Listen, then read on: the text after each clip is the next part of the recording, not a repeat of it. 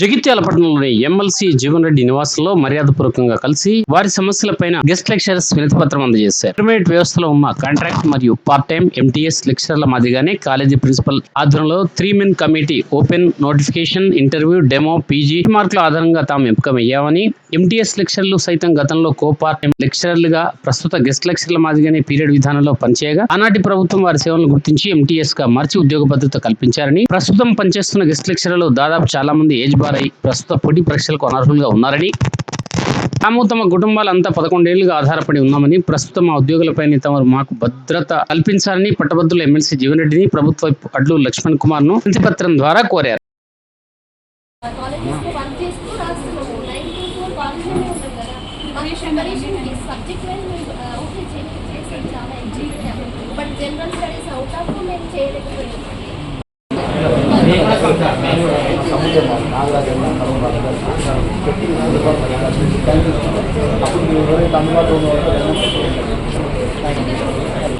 Junior కళాశాలల్లో విద్యా బోధన తోడ్పడుతున్నటువంటి అటు కాంట్రాక్ట్ లెక్చరర్సే కానీ అట్లా గెస్ట్ లెక్చరర్స్ వారికి ఉద్యోగ భద్రత కల్పించి చేయడం ఒక విధంగా ప్రభుత్వం బాధ్యత భావించాలి.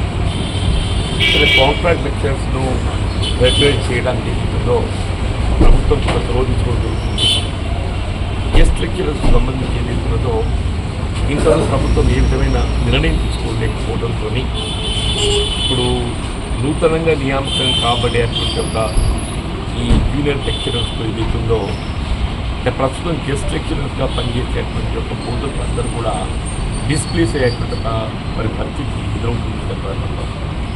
మరి ఇటువంటి పరిస్థితుల్లో గెస్ట్ లెక్చరర్స్గా ఇంతకాలం దాదాపు గత దశాబ్ద కాలం సేవలు అందించినటువంటి వీరికి కూడా మరి ప్రభుత్వం ఏ విధంగా వారికి ఉద్యోగ భద్రత కల్పింపు చేయడం జరుగుతుందో ఆలోచించి మరి వీరిని కూడా ఏదైతుందో వీరికి ఉద్యోగ భద్రత కల్పింప చేయబడే విధంగా తోడ్పడాలి.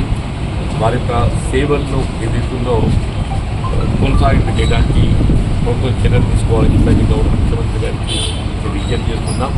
ఇదే లిఖితపూర్వకంగా కూడా ప్రభుత్వాన్ని నివేదించడం జరుగుతుంది. తప్పకుండా ప్రయత్నిస్తాం.